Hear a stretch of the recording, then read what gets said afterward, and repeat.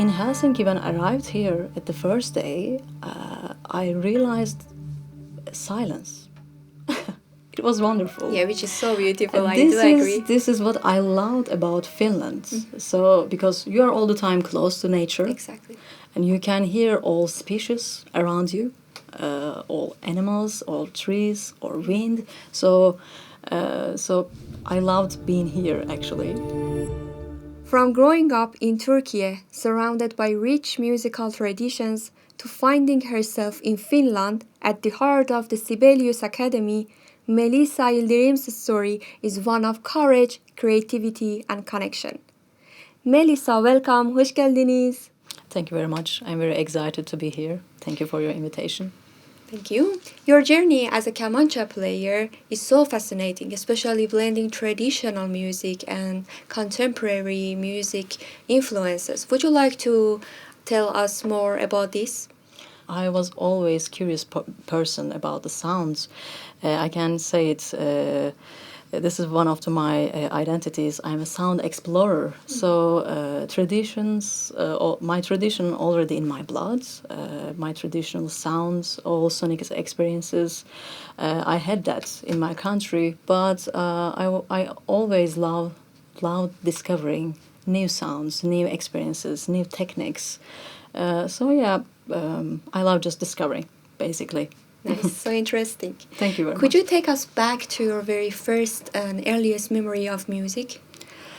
My grandmother's lullabies, I can say that, because I was listening every evening when I was child, her sounds before sleeping. So I can say that this is, I think, my first experience. But also in my culture, music is so important element for connecting with the nature, with human soul and creator.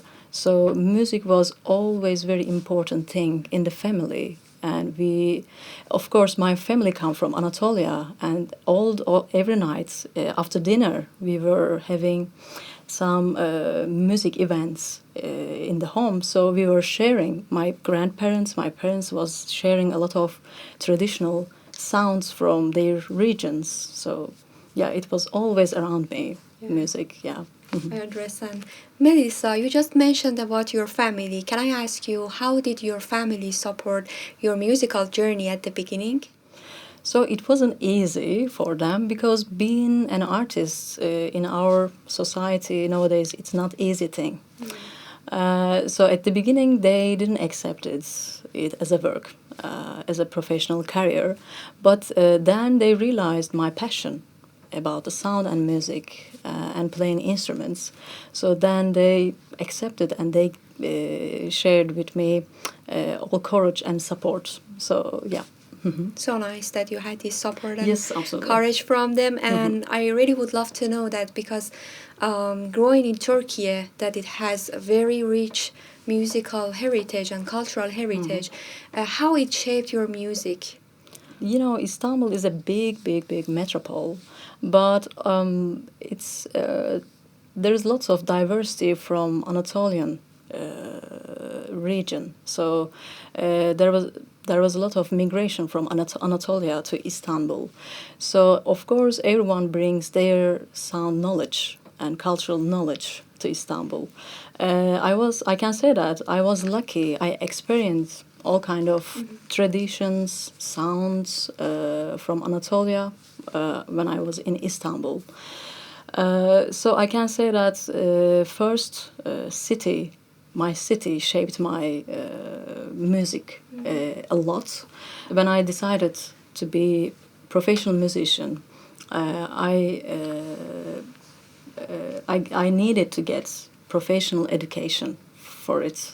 So I started conservatory in high school.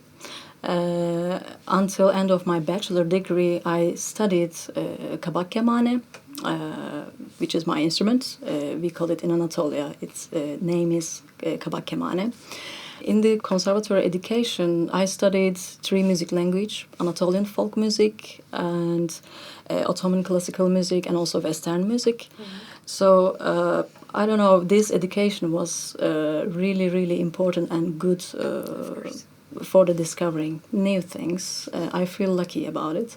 So your question is so big. So culture was always around me. So Yeah, definitely. That must have been an incredible experience, of yes, course, yes, for it you. was. Absolutely. Yeah, nice. I know you have lived in London and now in Finland. I would like to ask you, how was these experiences for you as both a person and as a musician? Because the culture and the countries are really different than Finland. It's true. In London, it's another metropole. It's a really big city. Okay, Istanbul also a busy place, but in London there is lots of diversity from all over the world. I really loved diversity of the London, but also being a musician was difficult there because it's also extremely expensive place.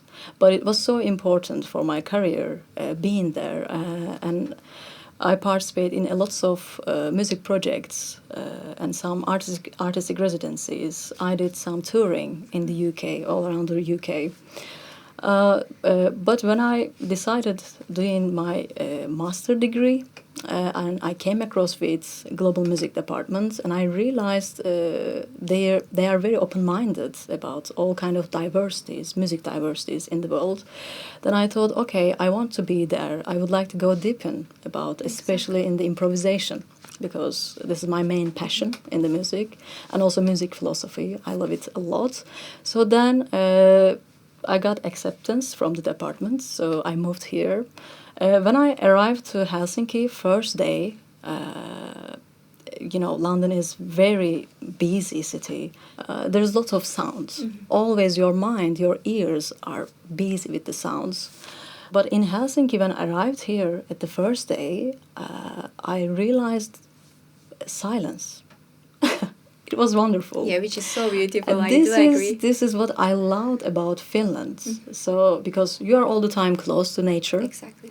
and you can hear all species around you, all animals, all trees, or wind. So I loved being here actually. Of course, London is different experience, and I improved my career there a lot. So being here in Helsinki, and also especially in the global music department, is so special for me. So I discover what I want in the music and in my career more and more here, because there's lots of facilities and opportunities. Exactly, and Global Music Department and Sibelius Academy gives you this chance to really discover and explore innovation, which is so important for musicians to want to find their own unique sound.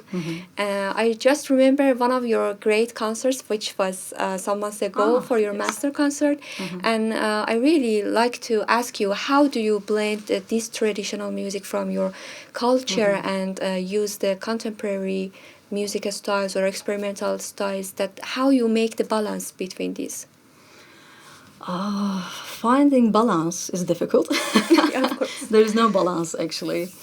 I have lots of curiosity about improvisation styles and discovering new sounds that I mentioned before. I have big interests, especially improvisation styles from the Anatolian region. And it's really unique, their sound palette. It's so colorful. And also in this region, in Anatolia, it's like a bridge between Europe and Asia. So, and also there's lots of culture. Because of that, improvisation styles variate a lot. I just thought, I was just thinking about adding some electronic and experimental things inside of these traditional sounds. Of course, when I play improvisation, I feel more close to myself, to my, I don't know how to explain. I really love to discover my imagination through improvisation. So I love just trying different things, and I was lucky in our department. I think in Sibelius Academy in general, we have this option, having individual courses with professional people. So I started to go deep in about some electronic equipments, microphone things for the Kamancha. I don't know. Still a journey. I'm still continue. I'm still inside of this journey. So yeah, and then I felt more close to express my imagination, musical imagination, through some effects with the Kamancha, on the Kamancha. So yeah, and then I decided doing my master concert based on deep listening practices, which I get a lot of influences from yoga tradition, yogic traditions. So yeah, it was very meditative concert. Yeah, it was very nice, and it's so beautiful and also hard at the same time for like those musicians like us that we come from traditional music, that which is we have to somehow stay true on our traditional while we are exploring new stuff on our music. So, do you feel outside pressure to stay more traditional? No, actually. I was feeling a lot of pressure about that, and I questioned it a lot. Sometimes still, but not anymore. I don't feel any responsibility only sharing cultural sounds anymore. Because, as I mentioned before, this kind of traditional sounds still inside of my compositions, and I'm not trying to escape from cultural point of the music, cultural aspects. This is not my aim, but at one point, slowly, I think I'm not continue playing a lot of traditional music on the Kamancha. I mean, I am more focusing playing my compositions or focusing my improvisation techniques and on my listening techniques. These are so important for the improvisation. So yeah, I was feeling a lot of pressure, but then I realized I'm shaping when I try to be always inside of the tradition and express it all the time. I feel like I'm shaping my imagination somehow, and it's not enough for me anymore. Yeah, nice. About this imagination that you just mentioned about, I would like to ask you, how do you start your compositions or in like improvisation? Like, how do you start your creative process? I get my inspiration a lot when I'm inside nature. Yes, if I need to compose something for a project, or if I need to do a concert, especially solo concert, full improvised concert, whatever. I am really trying to cut all my connections from outside because business of life affects a lot of your mind. You know, I'm trying to make my mind subtle, and also I'm trying to focus the moment with some meditations. If I'm in my room, I'm just lighting a candle. I'm trying to create a calm atmosphere around me. And after that, when I feel ready, I do some, for example, some breath exercises. And then I just take my instrument and I'm trying to listen my heart. I'm trying to listen my inner universe. What kind of sound I want to create right now. So yeah, I get inspiration a lot from nature, especially, and also with some meditative traditions and things. Yeah. Nice. You mentioned about sound. How do you capture the sound of your instrument? Like, I would like to know, for instance, what is so important for you to hear your sound of your instrument, Kamancha? For example, in this my electroacoustic process, Kamancha doesn't have, or kemane, however you call it, doesn't have specific sound standardization. For example, one of my instruments from gourd, and gourd is a plant, so you cannot change the sound of the instrument so much because it's completely connected to shape of the gourd.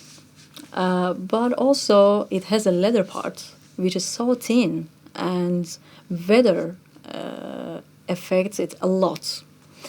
So I was thinking like how I can get in my electroacoustic process, especially how or in the concert, how I can get proper sound from my instruments. Also, I have another Kamancha which has frame. It's from wood, but still, there's a leather part, and it's not easy to find. How I can say, find a proper good sound for this kind of traditional instruments. So I spent a lot of time for that. I tried different kind of microphones. I don't know. Even I'm trying to change my tuning all the time. Depends the weather. So Yeah. if it's too low, maybe some frequencies will not be so clear. Or if it's too cold, I don't know. I really like to play on more higher tunings. I really like to change it. It's another journey, actually, finding a good and proper sound for the traditional instruments, because at least I can say that personally I loved it. I love it because every instrument have different kind of materials. And even leather part can change, material can change. I mean, so it gives you a lot of sound variations, but also there are some challenges for sure. Yeah, of course, I do agree. In my opinion, musicians need to be aware how to evaluate their instrument sound and how to record to know what they want from their instrument. Now it's the time to hear the magic. Would you like to play some music for us? And I would like to ask you, what do you want to play today for us? I would like to play one of my composition. It's named Tree. I was just one day sitting under a tree, and this tree gave me some inspiration. So I composed something for this moment. I will play it as well. We would love to hear. Thank you. Yeah, thank you.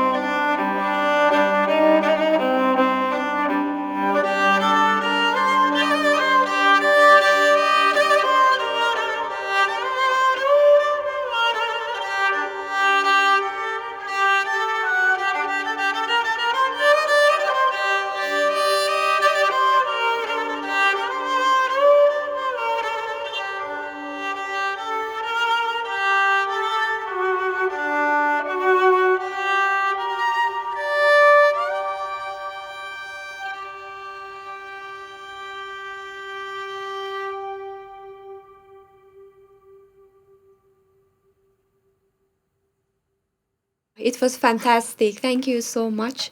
I would like to ask you if it's possible to introduce your instrument briefly for us. Yeah, sure, of course. This instrument called Anatolian Kamancha. This is one of the design from a luthier from Istanbul. So I play 5-string Kamancha mostly, 5th string on the bass line. This is a new addition for this instrument. So this part from gourd. So, and it's a really big gourd actually. I loved it because it has more bassy and warm sound. And also there is a leather part, which is so important. My leather part from fish, so it's a fish skin, and it's very thin. And also, yeah, I play with bow, actually. I can show it. So my bow from bamboo, and this part from horsehair. Yeah, basically, it's like that. Okay, thank you. Choosing a musical career can be full of challenges. How was your hardest challenge for you in your journey, and how did you overcome them? I think I can say that gender issues a lot in the industry. There is lots of underestimations, or female musicians, artists are not enough visible, and there's not enough opportunities. At the beginning, it was this kind of things was very difficult for me, and somehow I realized I'm shaping my how I can say I'm shaping my thoughts, or I'm shaping my musical playing and expressing my emotions. So maybe you experience as well. You are a female instrumentalist. Unfortunately, we have gender thoughts in the music industry a lot, and there are some biases on female instrumentalists. So yeah, I can mention this. I mean, in a lots of industry, probably there is this kind of things exist. But yeah. And how did you overcome this? How I did it? The realizing point, it wasn't easy, but then when I realized some manipulations from the music industry, then I just wanted to stop thinking about people's thoughts, and in the industry, people are always advising female artists how to dress, how to play. Exactly. I don't know how your mimics and body expressions should be. Right. So, you know, there is lots of things. Then I just stopped getting advices. So even if you don't ask any advice, these people thinks like this female artist. Yes, absolutely. So then I just stopped getting advices. So I'm just in my own journey. Right, beautiful. So, yeah. I know that you are trying very nicely for finding your unique voice. And I want to know that where do you see yourself contributing to the global music in the future? It's a very nice question. Thanks for that. I think I am already a global musician because I have and I had lots of collaborations with lots of artists from all over the world. So it was fantastic experiences. I feel like, I don't know, I experienced almost all cultures' music. I feel lucky about that. But of course, there are some responsibilities about being a global musician. So, you know, you need to respect all cultures, all cultural identities. Yeah. So it's not easy thing. And also, you know, but personally, I can say that on the stage, I'm a global musician because I do collaborations with different kind of instruments and people. That's fascinating. But I don't know, I feel like I have another identity, not only being global musician, but also I feel like I am a musician of my own inner universe. So on the stage, I have different life, different expressions, different kind of connections. But when I am in my room or when I compose something, you know, I feel like I'm discovering my inner world. So, just I wanted to mention it. So being global musician is not easy, and there's lots of responsibilities. We need to be careful and respect for sure. How do you think music can make bridges between cultures? Because as an international musician that we come from another tradition, it's not easy, as you mentioned, but also we would love to collaborate more. So how do you see this building these bridges between cultures? Music is a really important element for the connecting with other cultures and traditions. As I mentioned before, there's lots of responsibility in it as well. Protecting some cultures, or giving some opportunity and chance to collaborating with other musicians. Sometimes it's not easy thing, actually, this kind of collaborations. Right. Music is really, really big thing in our life. So creating this kind of bridge, sometimes hard, sometimes it can be so easy. Of course, depends the music and musicians. For example, in the future, I would like to do more collaborations with the other global musicians because I feel like I am extending and improving my sound palette. But also, music is a really important tool for the connection with the bridge, yes, but it can be very dangerous. It can manipulate easily people, or I don't know how to explain. Also, it can give some pleasures to the society. Right. So, there's lots of dynamics in the music and in the music creation. So it's not very easy thing. Yes, this bridge, creating bridge with music, it's easy, it's possible, but you need to be careful what you are creating and for what. So, yeah. Yeah, I do agree. It's true. And now you are living in Finland. So, of course, this culture that you have with you is so important. Have you collaborated with Finnish musicians? Yes, I did. I have a few collaborations. I really love discovering Finnish folk music, especially.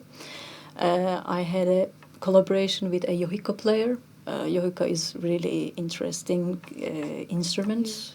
Also, it's a string and bowed instrument. So, sound was very meditative when I collaborate with the yogic. And also, I had some other collaborations. I don't know. It's really nice to working with Finnish musicians. I can say that they really know the listening. And communication, at least in my experiences, was so easy, and I can say that things. Yeah, I have really, really good experiences. So I would love to do more collaboration with Finnish musicians for sure. Exactly.